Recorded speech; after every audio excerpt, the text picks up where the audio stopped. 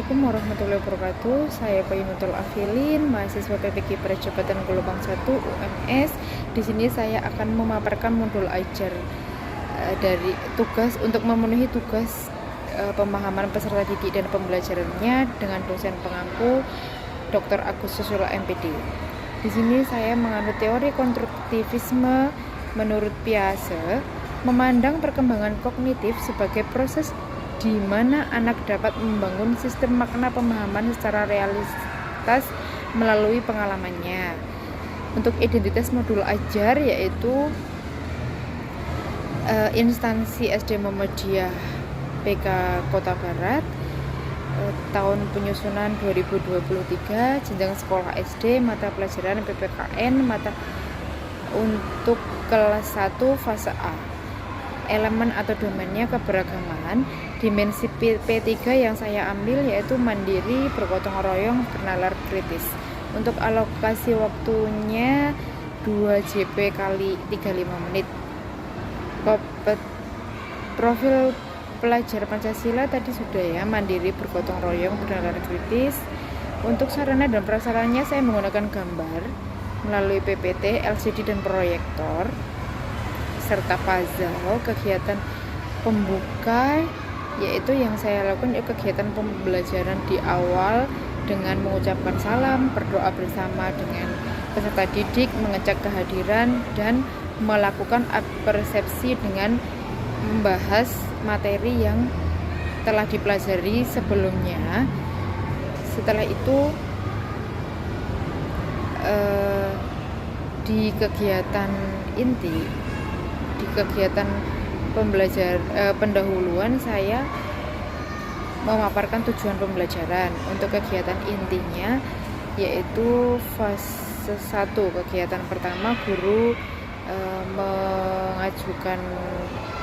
menyampaikan materi kerjasama dalam keberagaman di sekolah dengan menggunakan gambar dan PowerPoint. Peserta didik mengamati gambar yang telah disajikan oleh guru. Peserta didik menjawab pertanyaan-pertanyaan dari guru mengenai pengalaman apa yang telah dilakukan dalam bentuk kerjasama di sekolah. Peserta didik menyebutkan bentuk kerjasama dalam keberagaman di sekolah. Untuk pengorganisasian peserta didik untuk belajar, guru membimbing setiap kelompok. Peserta didik membentuk kelompok heterogen dengan bimbingan guru. Kemudian peserta didik diarahkan untuk bermain games dengan saling kerjasama untuk menyusun puzzle. Peserta didik diberikan puzzle masing-masing kelompok dan memilih sesuai yang diminati gambarnya. Ya, selanjutnya guru mengingatkan kembali agar peserta didik dalam bermain games secara kelompok harus saling bekerja sama dengan anggota kelompoknya. Untuk kegiatan ketiga, di sini saya menggunakan model diferensiasi proses dan diferensiasi produk. Untuk kegiatan 3, berdiferensiasi proses, peserta didik bermain games dengan bekerja sama dengan anggota kelompoknya, yaitu dengan menyusul puzzle sesuai yang diminati.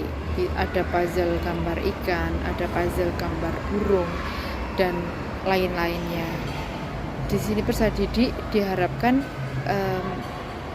memiliki perasaan yang senang, bahagia ketika melakukan permainan menyusun puzzle dengan kelompok. Selanjutnya guru membimbing setiap kelompok untuk dapat memecahkan masalah yang diberikan dengan cara berkeliling. Jadi guru membimbing peserta didik untuk menyusun puzzle dengan tepat.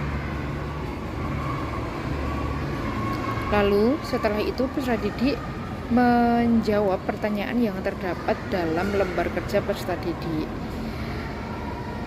Untuk kegiatan mengembangkan dan menyajikan hasil karya, di sini mengandung unsur model diferensiasi produk. Peserta didik menyebutkan bentuk pengalaman kerjasama di sekolah peserta didik yang sesuai dengan gaya belajarnya masing-masing. Di sini saya menyediakan lembar kerja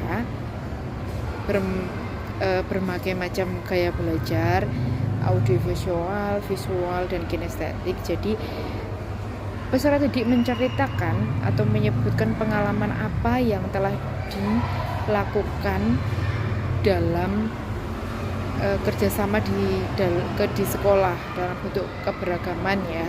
Jadi jika ingin dituliskan, disebutkan, bisa dituliskan. Saya menyediakan lembar kerja untuk untuk peserta didik menulis pengalamannya. Yang kedua, saya juga menyediakan lembar kerja peserta didik untuk menggambar. Jadi misalnya pengalaman bermain sepak bola itu bisa digambar. Terus kerja kelompok di sekolah juga bisa digambar. Bermain puzzle pun anak juga bisa menggambar di LKPD tersebut. Dan jika anaknya ingin bercerita langsung di depan kelas, itu juga saya sediakan. Jika ingin mencatat dan dipresentasikan di depan kelas, saya juga menyediakan itu. Untuk yang kegiatan inti yang terakhir, yang menganalisis dan mengevaluasi proses pemecahan masalah dengan berbasis game, guru membantu siswa untuk membuat kesimpulan tentang pembelajaran dan kegiatan yang telah dilakukan peserta didik. Terus melakukan tanya jawab terkait apa materi yang mana yang masih belum dipahami, dan melakukan penguatan materi kerjasama dengan menyebutkan kembali contoh-contoh bentuk kerjasama di sekolah dalam keberagaman.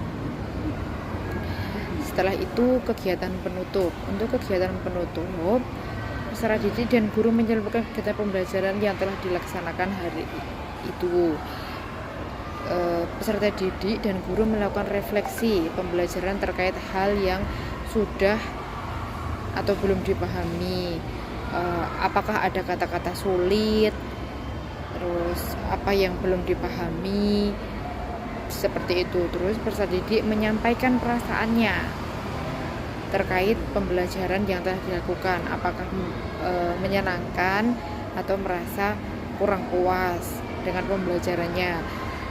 Yang keempat, peserta didik mendapatkan arahan terkait pembelajaran selanjutnya. Jadi guru mengarahkan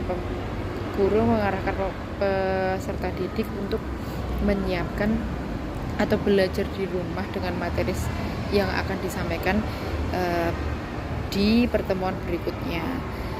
Setelah itu pembelajaran ditutup dengan doa dan salam bersama-sama. Oke, untuk tabel refleksi bisa dilihat seperti ini. Selanjutnya saya menggunakan asesmen pembelajaran diagnostik, formatif, dan sumatif. Untuk diagnostik saya bertanya terlebih dahulu sebelum melakukan pembelajarannya, apakah peserta didik sehat dan apakah peserta didik bersemangat untuk belajar dan siap untuk belajar.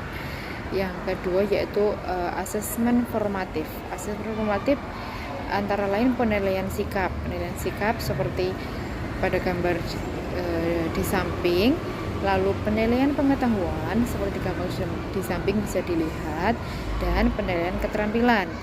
Untuk kriteria keterampilannya juga bisa dilihat pada gambar. Ya, berikut adalah media pembelajaran. Jadi media pembelajaran saya menggunakan puzzle dengan berbagai karakter. Jadi peserta didik bisa memilih sesuai dengan yang diminati. Karakter apa? Karakter ikan, karakter hewan yang lain, ataupun bisa gambar-gambar yang diminati. Tetapi untuk komponen puzzle-nya jumlahnya tetap saya samakan. Setelah itu di sini ada lembar kerja peserta didik. Jadi pertama, lembar kerja itu secara mandiri peserta didik bisa memberikan tanda centang kepada gambar yang termasuk bentuk kerjasama dalam keberagaman di sekolah. Setelah itu LKPD yang berdiferensiasi 3 jenis LKPD bisa untuk yang ingin menulis, menggambar, dan presentasi langsung di depan kelas. Setelah itu ada lembar pengayaan dan remedial seperti yang bisa dilihat di samping. Oke, materi pokok yang saya bahas di sini yaitu kerjasama dalam keberagaman di sekolah. Untuk sumber bahan ajar saya menggunakan buku pegangan guru, buku siswa, dan gambar. Oke, untuk daftar pustaka bisa dilihat seperti ini. Ya, itu tadi pemaparan modul ajar yang saya gunakan untuk praktek mengajar di kelas 1 dengan materi PPKN. Terima kasih. Wassalamualaikum warahmatullahi wabarakatuh.